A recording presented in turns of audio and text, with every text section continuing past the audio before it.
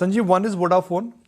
Second one is JP Associates. Vodafone we've discussed again and again with you, but what is the reason why a business like JP Associates has made a comeback? I mean, in Suzlon for that matter, it was almost like on the backbench. Nobody thought Suzlon could make this kind of a comeback, both in terms of business and in terms of perception. 5 rupee, 3 rupee stock has become a 40 rupee stock. So Nikunj, I'll give you some disclosures. We have this in our portfolio, and as a disclosure, I have it in my portfolio. I've been advocating from 8-9 rupees, which was very frustrating for most.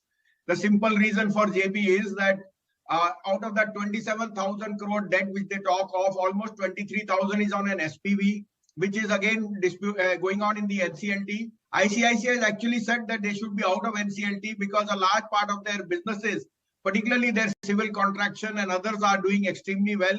They are into hotel, they are into hospitality. They still have a 5 million ton capacity on the cement side, clinker, which is under sale. And if you took some parts of all their businesses, then the value of the asset will be far greater than what the market cap even now after doubling is. And that was what the reasoning behind it was. Secondly, they've got a lot of relief in the shape that large part of the NCLT is now, there's been an absence of an Allahabad court judge for the last 2 years. So you can imagine how long this has been prolonged. And like I said, the value rise in the eyes of the beholder, but you have to go through the pain. Vodafone, simply put, is two things: 42.5% EBITDA on a turnover of around 10,700. Now there is hardly any loss of subscriber base. 5G's penetration is already started in about 5 cities. 3, the infusion of capital will actually reinforce confidence in the lenders. 4, 33% is owned by Government of India. They have not defaulted on any bank loan as such, but the perception has always been bad.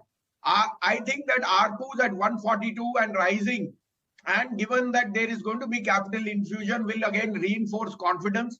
I would think this can set the pace for this stock to be a huge outperformer on the back that business is very good. But the problem has been capital, the problem has been a slight bit of perception, and that all is, on the anvil of seeing a huge change.